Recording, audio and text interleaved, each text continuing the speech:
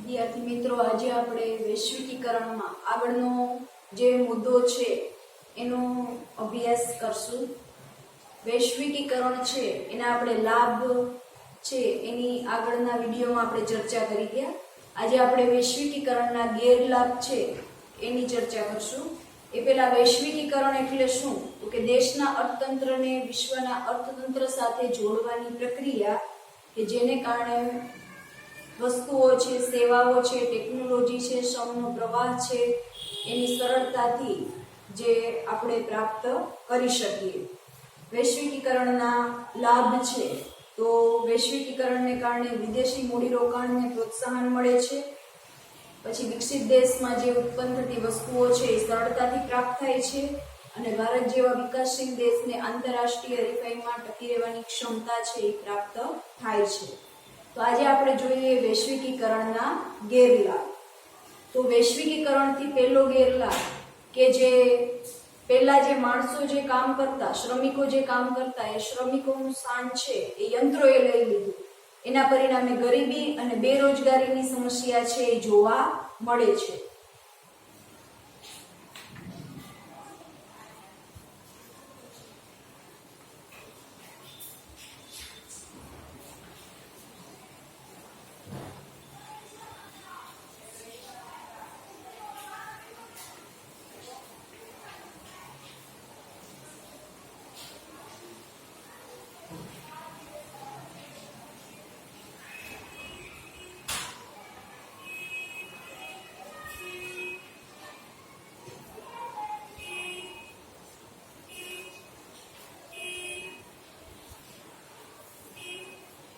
પછી બીજો ગેરલાભ જોઈએ તો વિકાસશીલ દેશો છે એ જે નિકાસ કરતા એને નિકાસ દ્વારા જે કંઈ લાભ મળવા જોઈએ એ લાભ મળ્યા નથી.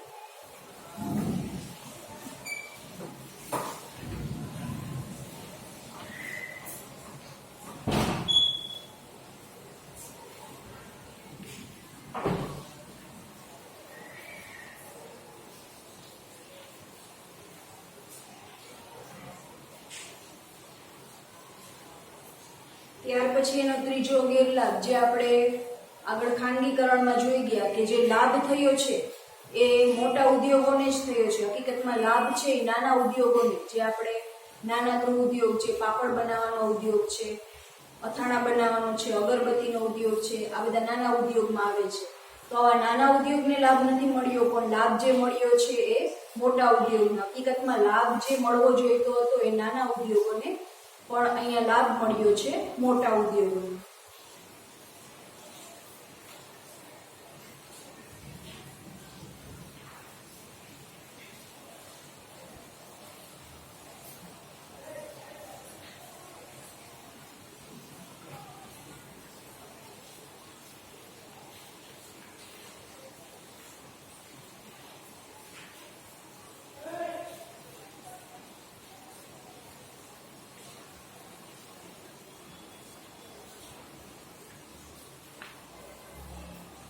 તો આ રીતે આ વૈશ્વિકીકરણના 3 ગેરલાભ ગણાવી શકાય. ગરીબી અને બેરોજગારી જોવા મળે છે. બીજો એનો ગેરલાભ કે નિકાસ વૃદ્ધિના લાભ જે મળવા જોઈએ હકીકતમાં મળ્યા નથી. અને ત્રીજો ગેરલાભ કે મોટા ઉદ્યોગોને જ લાભ થયો છે, નાના ઉદ્યોગો છે એને લાભ મળ્યો નથી. તો અહીંયા વૈશ્વિકીકરણ છે એની આપણે વ્યાખ્યા જોઈ, લાભ જોયા અને ગેરલાભ. ત્યાર પછી નવો ટોપિક વિશ્વ વ્યાપાર સંગઠન, જેને WTO વર્લ્ડ ટ્રેડ ઓર્ગેનાઇઝેશન પણ કહેવામાં આવે છે. આ પ્રશ્ન છે એ પરીક્ષામાં વારંવાર પૂછાય છે. WTO ના ધ્યેયો અને કાર્યો.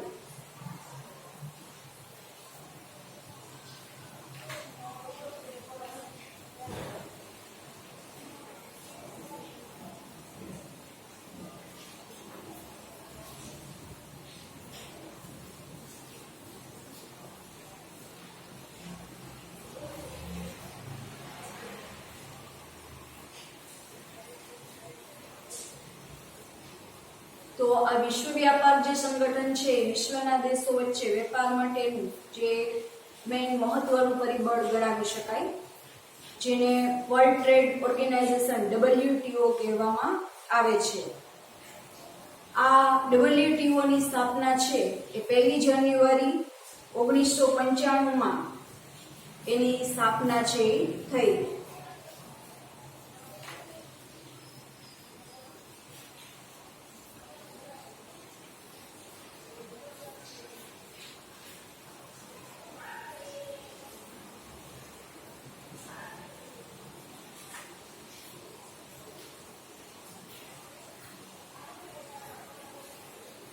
ત્યાર પછી આ WTO છે એનું વડું મથક છે સ્વિટ્ઝરલેન્ડના જીનીવા શહેરમાં આવેલું છે.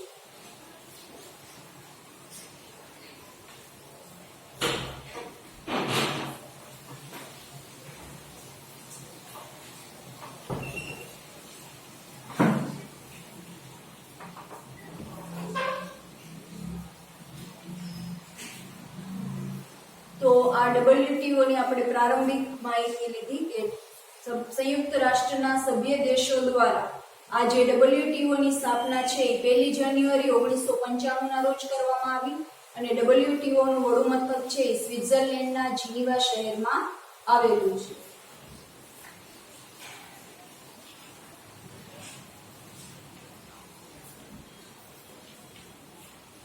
ત્યાર પછી આપણે WTO છે એના ધ્યેયો અને ઉદ્દેશોની વાત કરીએ. આ ધ્યેયો અને ઉદ્દેશો, કાર્યો આ બાબત છે પરીક્ષામાં પૂછાય છે. તેનું પહેલું ધ્યેય છે વિશ્વના દેશો વચ્ચે વ્યાપારના અવરોધો દૂર કરવા.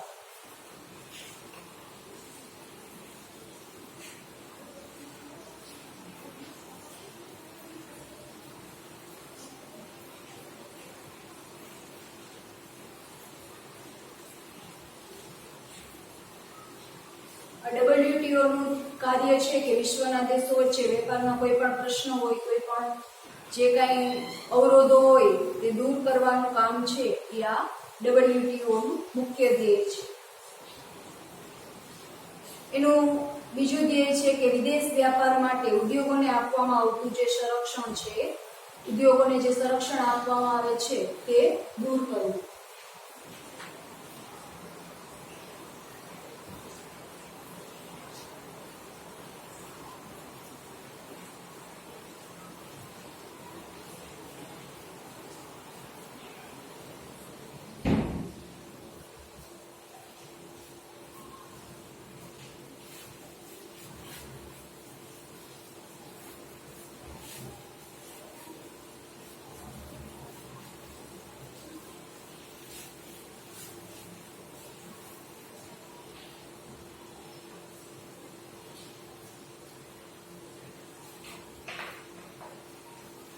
ત્યાર પછી એનું ત્રીજું ધ્યેય છે વૈશ્વિક વ્યાપાર નીતિ અને આર્થિક નીતિઓ સાથે સંકલન સાધવું. એટલે શું? તો કે ભારત છે એને પોતાની જે ઉત્પાદિત વસ્તુઓ છે એના દ્વારા પોતાના દેશની જરૂરિયાત પૂરી કરવી, પણ એમાંથી જે કંઈ બધું વધે છે એટલે કે જરૂરિયાત પૂરી કરતા જે કંઈ વધે તો એની નિકાસ બીજા દેશમાં છે એ કરી શકે. એટલે કે બેય સાથે સંકલન હોવું જોઈએ, વૈશ્વિક વ્યાપાર નીતિ અને આર્થિક નીતિ.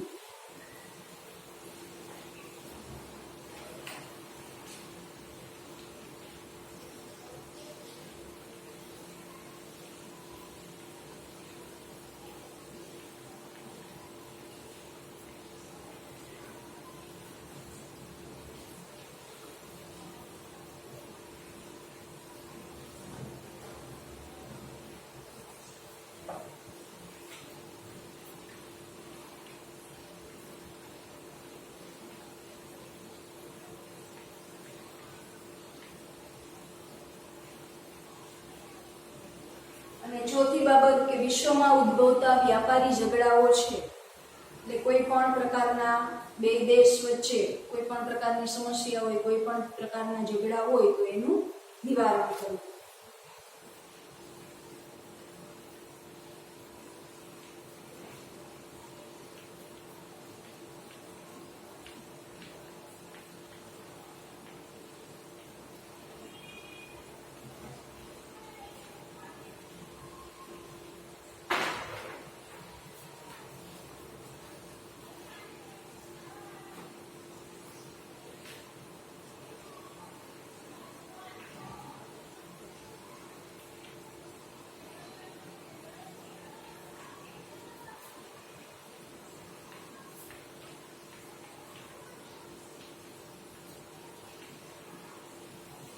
તો WTO છે એના આ 4 ધ્યેયો છે.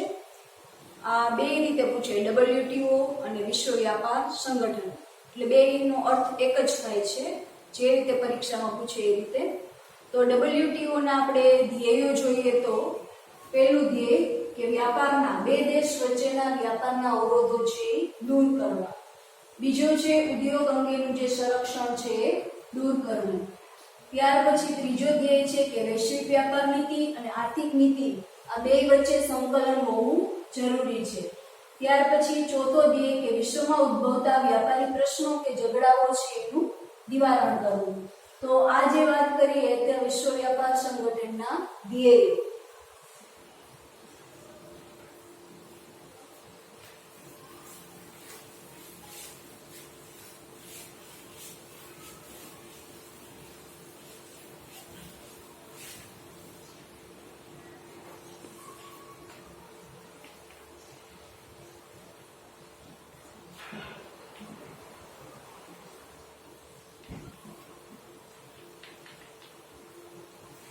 હવે આપણે WTO છે એના કાર્યની વાત કરશું.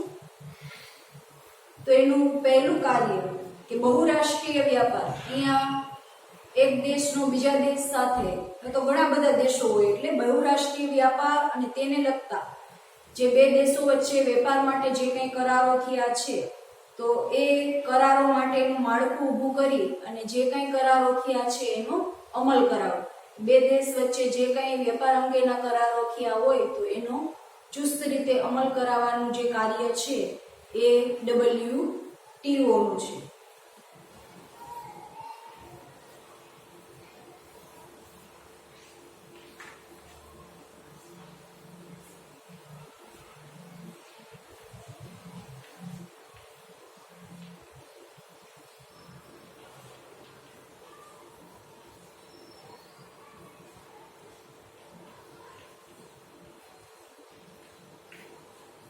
ત્યાર પછી WTO નું આપણે બીજું કાર્ય જોઈએ તો વિશ્વ વ્યાપાર સંગઠન એટલે WTO બહુરાષ્ટ્રીય વ્યાપાર માટે ચર્ચા વિચારણા અને વાટાઘાટો માટે ચર્ચા માટેનું સ્થાન છે એ નક્કી કરવાનું એક કાર્ય.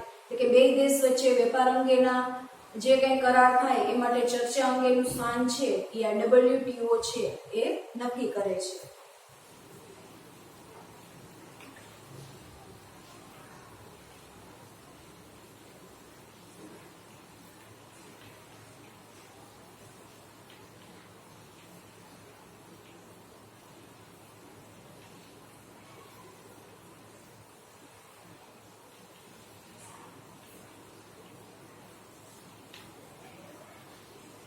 ત્યાર પછી WTO નું આપણે ત્રીજું કાર્ય જોઈએ તો WTO એ છે ભેદભાવ વિહીન કોઈ પણ દેશ સાથે પક્ષપાત રાખ્યા વગર આંતરરાષ્ટ્રીય વ્યાપારને પ્રોત્સાહન પૂરું પાડવાનું છે.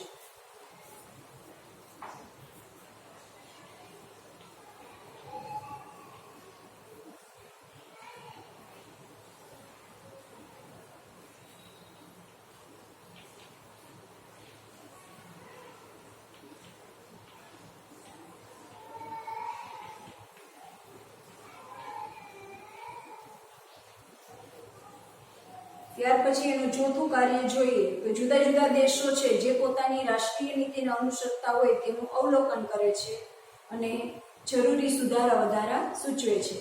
જે દેશ પોતાની રાષ્ટ્રીય નીતિ મુજબ જે રીતે વેપાર કરવાનું અનુકૂળ જણાય તે રીતે કરે છે અને જો એમાં કોઈ એને સુધારો વધારો કરવાની જરૂર લાગે તો એ રીતે બે દેશને વેપાર માટેનું સૂચન છે એ પણ WTO કરે છે.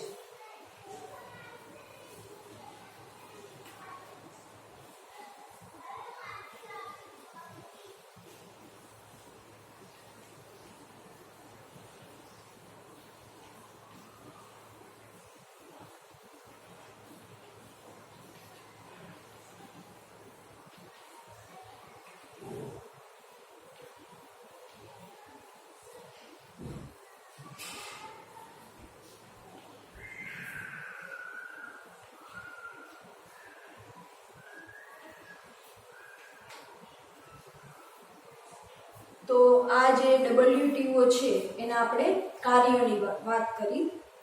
એકવાર આપણે જોઈ જઈએ WTO ના કાર્યો. તો કે વ્યાપારને લગતા બે દેશ વચ્ચેના કરારો છે તો એનો ચુસ્ત રીતે અમલ કરાવવાનું કાર્ય છે એ WTO છે. ત્યાર પછી બે દેશ વચ્ચે વ્યાપારને લગતા ચર્ચા વિચારણા છે, વાટાઘાટો છે, એ માટેનું સ્થાન છે એ આ WTO સંસ્થા નક્કી કરે છે.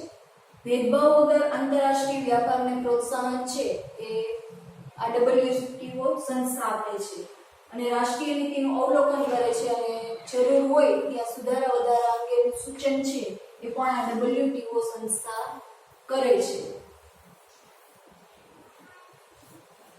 હવે જે આ WTO છે એ સંસ્થા સાથે ભારત જોડાયું તો ભારતની અર્થકારણ પર કેવી અસરો થઈ એના વિશે આપણે હવે આગળ જોશું.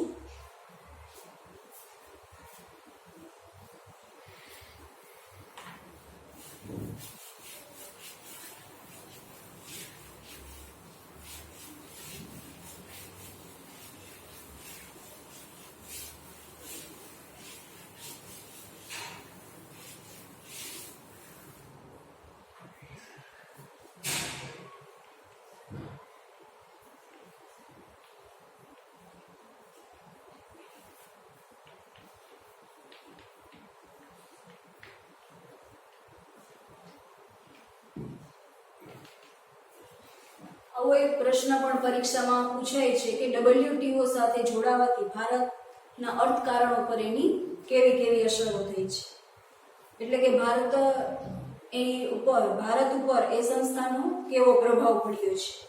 તો એમાં એ 4 જેટલા મુદ્દા આવે છે. તો કે વિશ્વ વ્યાપારમાં ભારતનો હિસ્સો 0.5 એટલે અડધા ટકા જેવો આપણે કહી શકીએ, એના કરતાં પણ ઓછો. પણ આંતરરાષ્ટ્રીય વ્યાપારમાં વધારો થવાથી એટલે કે આપણે નિકાસ કરી અને એના પરિણામે વિશ્વ વ્યાપારમાં ભારતનો હિસ્સો છે એ 1% થયો એટલે ભારતને લાભ થયો.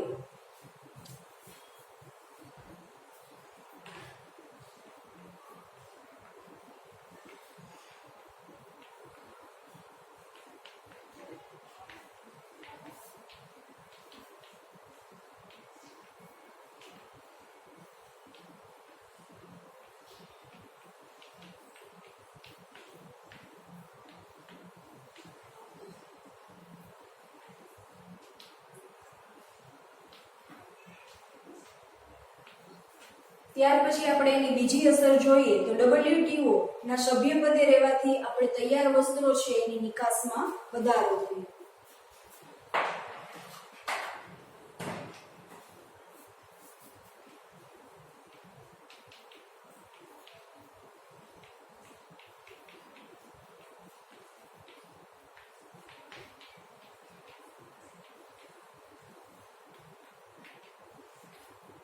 ત્યાર પછી આપણે એની ત્રીજી અસર જોઈએ તો WTO ના સભ્યપદે રહેવાથી ભારતની જે ખેત પેદાશો છે એના નિકાસમાં પણ વધારો થયો. બગીચાની જે પેદાશો છે એમાં.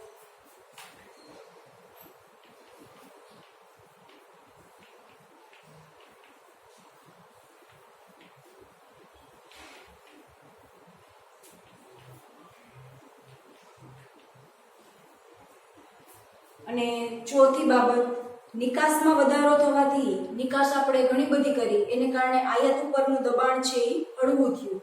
એને કારણે વિદેશી ઊંડિયામણ એટલે કે આપણે બીજા દેશમાં વસ્તુઓ મોકલી એટલે આપણને ફાયદો થયો કે એ દેશનું નાણું છે એ આપણા દેશમાં આવ્યું. એને કારણે વિદેશી ઊંડિયામણ છે એમાં પણ વધારો થયો.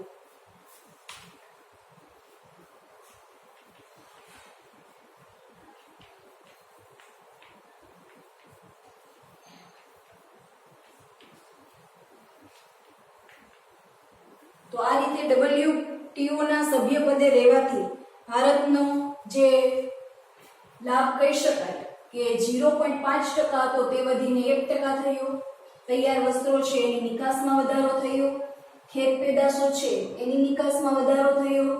અને આ બધી જે તૈયાર વસ્ત્રો છે, ખેત પેદાશો છે એ બધાની નિકાસ કરી એના પરિણામે આપણને વિદેશી ઊંડિયામણ છે એટલે કે આપણી આયાત ઘટી, નિકાસ વધી એટલે વિદેશી ઊંડિયામણ છે આપણને પ્રાપ્ત થયું. એટલે આ રીતે વધારો થયો. એટલે એકંદરે જોઈએ તો ખાસ કરીને આ બધા જે લાભો છે એ ભારતને WTOના સભ્યપદે રહેવાથી થયા. તો આજે આપણે આ વૈશ્વિકીકરણ છે એના ગેરલાભ, ત્યાર પછી WTO છે એના ધ્યેયો, કાર્યો અને WTOના સભ્યપદે રહેવાથી ભારતના અર્થકારણ ઉપર કેવી અસર થઈ તેનો અભ્યાસ કર્યો. વધુ છે એ આપણે આવતા વિડીયોમાં શીખીશું.